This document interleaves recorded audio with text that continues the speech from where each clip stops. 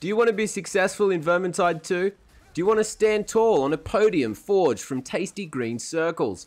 Do you want to make $10,000 a week from the comfort of your own home? Do you want to feel the sweet euphoria of success that can only be obtained when others feel inadequate? Do you want to build muscle and lose fat at the same time? Well, if you answered yes to any of those questions, you are in the right place, because that's what we're going to talk about today: how to be truly successful in Vermintide 2. But what is success in Vermintide? See, most people think that being successful in Vermintide looks something like this. These people are wrong. Getting a victory is a pass mark. See, true success is about conquest. It is not good enough that you succeed, others must fail. True success looks more like this. And today, I'm going to show you how to get there. So these are going to be my top 5 tips on how to rise above your peers, how to snatch those green circles, how to most effectively wet your greedy, greedy little beak in the blood of the vanquished. So let's take a look. Let's get into it. If you are wanting to be more successful with women, then make sure you stick around to the end of the video, as I will be giving away a Mongoose BMX bike, which I mean, not only is that going to make you more desirable, but in today's job market, owning a bicycle is like having an MBA. So, in no particular order and without further ado, let's get into it. Alright, tip 5. Tip 5 is going to be kill more efficiently. If you find yourself running around a map and you feel you've been putting in constant work, constantly whacking away at enemies, only to reach the end to see your kill count has been tripled by other players, you're not murdering efficiently. Now, the 3 main ways people are inefficient is: number 1, wasting time by hitting enemies which are already dead; 2, not hitting headshots; and 3, wasting time by hitting enemies with ineffective strikes. So, let's address point 1 and 2 first, as they are an easy fix. Go into your settings and change this setting right here. This will give you kill indicators and headshot indicators. If you don't turn this on, you'll find yourself beating the heck out of lifeless corpses and wasting precious time that you could be racking up more kills, working on a side hustle, learning a new skill, or approaching that girl who works in marketing. Are you ever going to ask her out? Seriously, in my humble opinion, this is probably the single most useful setting tweak in the game, so switch it on, thank me later. Let's have a look at point 3. Let's address that, and that is stop click spamming, you damn fool. So, learn weapon combos. All weapon strikes are different and have different properties and modifiers. There's cleave, stagger, base damage, armor damage, super armor damage, finesse. Then you have special properties like boosted crit chance, shield break, shield ignoring, bleed, burn. There's so many. Then you've also got your cleave modifiers. What do you got? Linesman, heavy linesman, tank.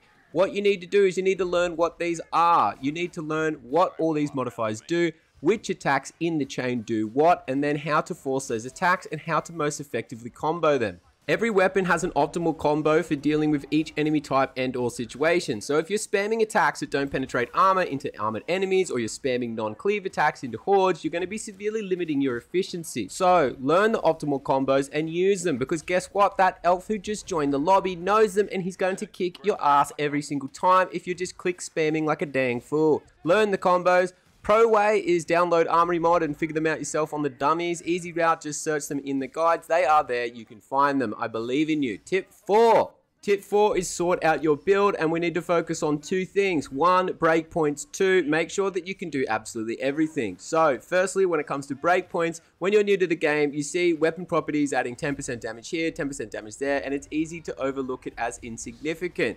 This leads to many people putting 10% on berserkers. Well, it's not, and the reason is breakpoints, right?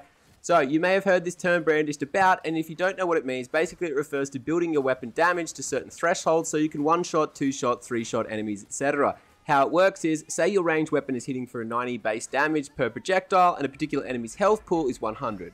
Well, a 10% damage increase to that particular enemy type means you're now one-shotting them. Inversely, let's say that particular enemy has a 200 health pool. No matter how many stacks you put into that enemy type, it's always going to be 2 shots. So, you are better off spending that 10% elsewhere. What you need to do is maximize the amount of breakpoints you hit. If you get your build in order so you are maximizing the amount of breakpoints, your kill numbers will improve drastically, your ammo count will be more plentiful, and your RSI will improve, and you will probably get a girlfriend and basically succeed in life and everything forever. Guaranteed. So, if you want to work on your own breakpoints, use the breakpoint calculator. You can just Google it.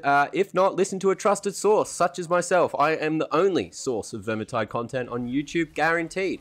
Second point is make sure your build can do everything. So when it comes to green circles, 1 or 2 are not enough, as we want to wet our greedy little beaks. So if your build is not doing any damage to monsters, you're unable to take out specials, you're potentially leaving those tasty green circles on the table. So just think, when you're putting your build together, you need to be able to smoke monsters, hordes, armor, specials, etc. It's explanatory, self-explanatory even. You know it. Let's move on. Tip 3. Next up is tip 3, and that is to use range and/or speed to your advantage. Now, it is time to get greedy, because the real secret to snatching those green circles is not actually damage output in and of itself. It's actually the ability to kill everything before your teammates have a chance to.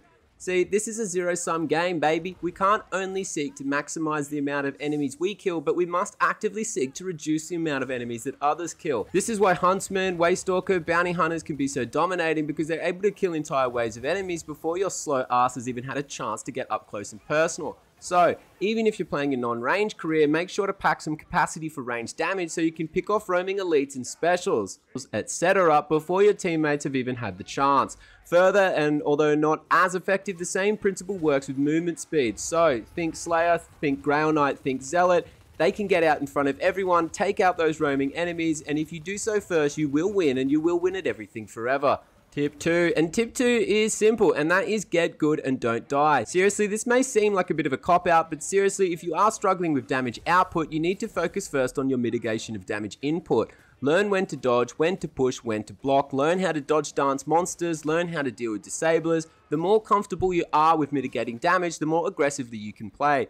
You're going to be more comfortable soloing patrols, dodging to quickly snipe that special or mixed in elite. This is really going to boost those numbers. Also, learn how to farm temp health. If you're sitting back because you're low on health, you're no longer playing aggressively and you're missing kills. Further, you can run a Trollhammer Outcast Engineer or a Duckfoot Bounty Hunter all day long and smoke everything in sight. However, if you can't dodge damage, you're going to go down, you're going to leave those delicious green circles on the table for some other greedy little pig to gobble up, because if you go down and you miss a horde or 2, I don't care how good you were doing previously, you can kiss those delicious green circles goodbye, and you'll sit there watching yourself in the fetal position, acting out your BDSM roleplay, crying, wishing you had a few hit points to spare, watching as a Grail Knight Blessed blades his way to those coveted greens. So, if you want the greens, stop taking the L, learn to dodge. And finally, we're going to move on to tip number 1, and this is easily the most important tip, and that is to use the highest DPS careers and the highest DPS weapons. Now, you may ask yourself, why would that be tip number 1? It seems pretty self-explanatory. Well, my inquisitive hypothetical friends, 2 reasons. 1, because it begs the fantastic question of what are the best DPS careers, what are the best DPS weapons, and what are the best builds to maximize them. And 2, because I can then farm content based on those questions. And guess what? My next planned videos are exactly these things. What a coincidence. It's uncanny. And that is what you call audience retention, my friends. So if you would like to see some vids on that kind of thing, if you are looking for some mild entertainment, perhaps some dubious advice, stick around, click some buttons, do what you got to do, enjoy yourself. And now, unfortunately, I won't be able to give away the Mongoose BMX. I was going to get it off this kid in my street, Bradley, and he said I could have it, but it turns out that actually happened back in 2005. So when I knocked on his door, he hasn't lived there in about 12 years. So very sorry about that, no Mongoose. But next video, I do promise we are going to be giving away a massive giveaway. So stay tuned for that, and until then, bye.